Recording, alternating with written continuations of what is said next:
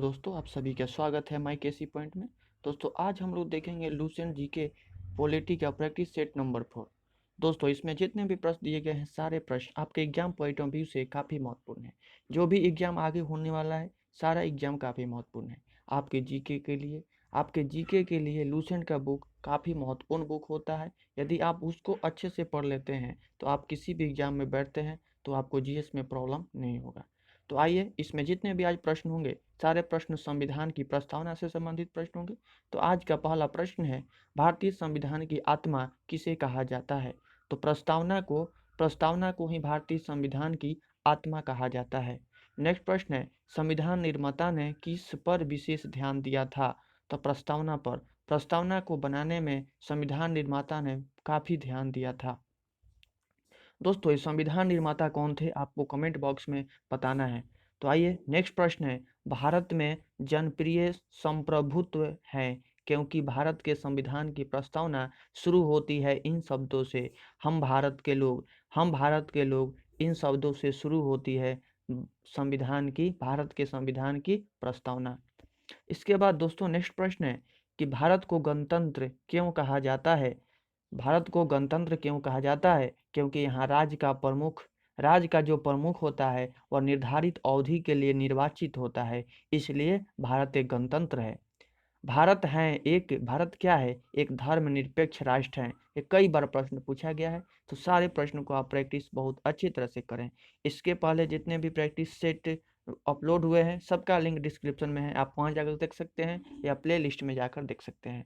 आइए नेक्स्ट प्रश्न देखते हैं। नेक्स्ट प्रश्न कहता है, धर्मनिरपेक्षता का क्या अर्थ होता है? धर्मनिरपेक्षता का क्या अर्थ होता है? तो राज्य सरकार द्वारा किसी धर्म को स्वीकार नहीं करना, अर्थात राज्य सरकार द्वारा किसी धर्म को स्वीकार नहीं करना, यही धर्मनिरपेक्षता कहलाता है।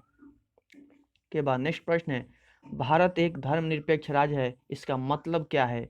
कि भारतीय राज्य किसी निश्चित धर्म का समर्थन नहीं करता है, अर्थात भारत जो है किसी एक निश्चित धर्म को समर्थन नहीं करता है, अर्थात कई धर्म और मजहब के लोग भारत में निवास करते हैं।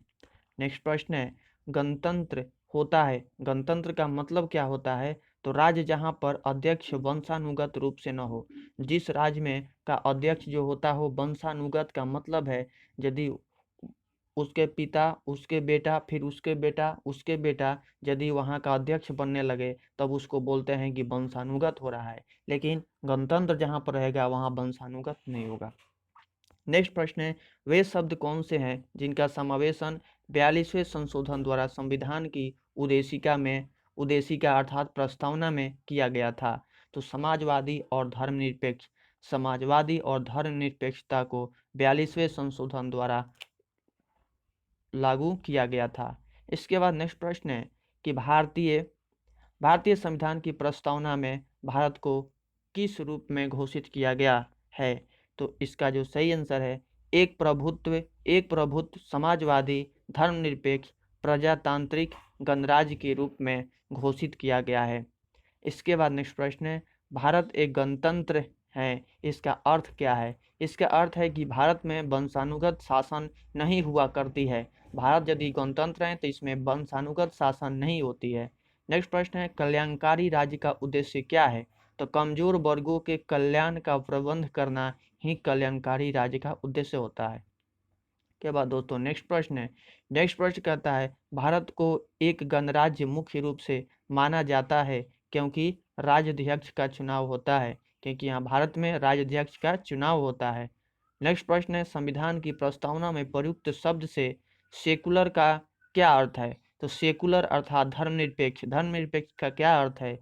कि सभी नागरिकों को धर्म एवं उपासना की स्वतंत्रता है, अर्थात कोई भी नागरिक कोई भी धर्म को मान सकता है, वह स्वतंत्र है।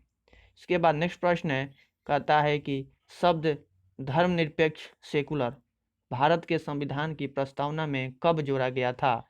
तो इस धर्मनिरपेक्षता सेकुलर शब्द जो था 1976 ईस्वी में 42वें संशोधन के तहत जोड़ा गया था।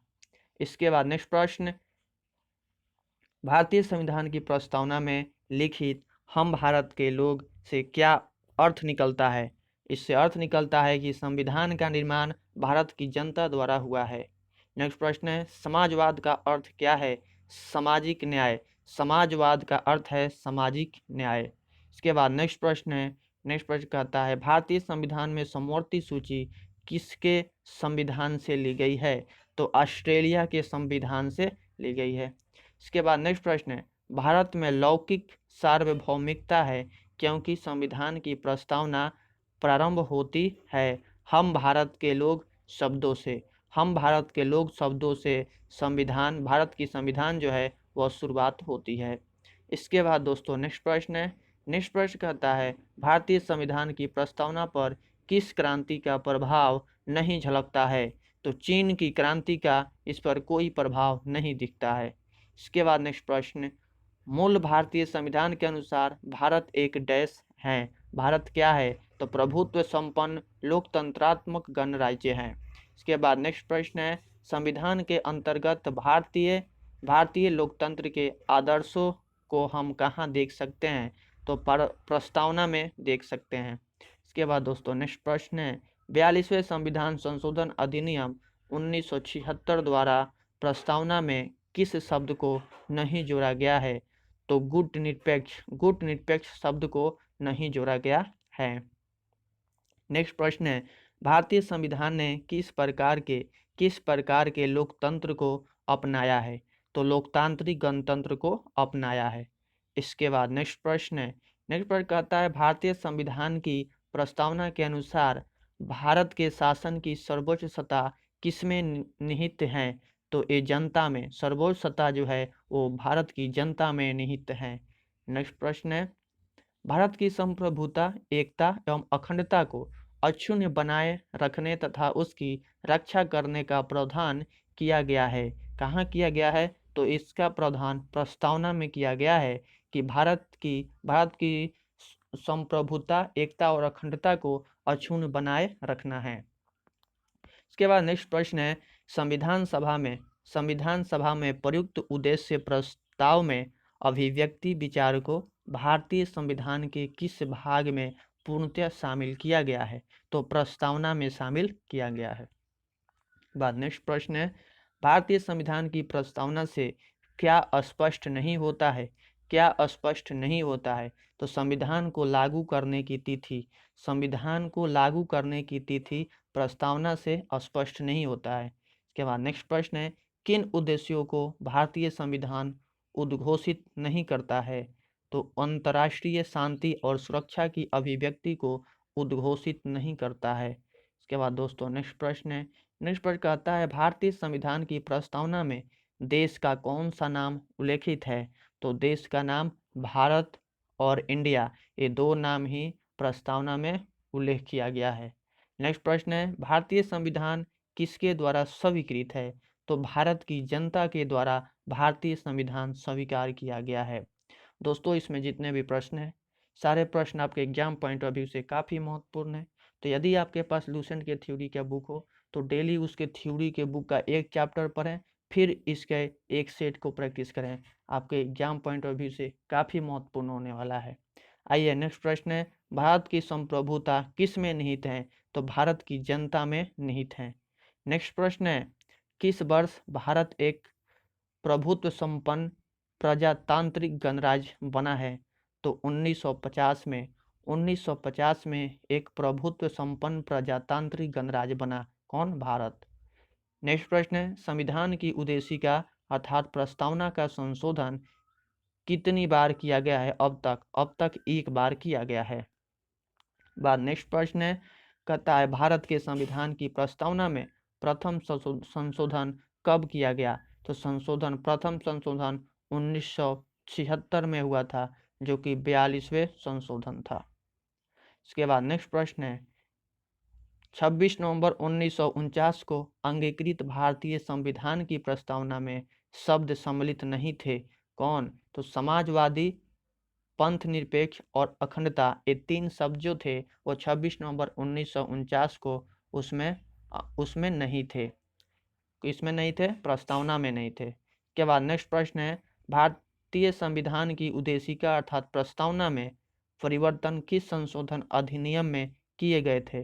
तो 42वां संशोधन अधिनियम 1976 में किया गया था। इसके बाद दोस्तों नेक्स्ट प्रश्न है नेक्स्ट प्रश्न है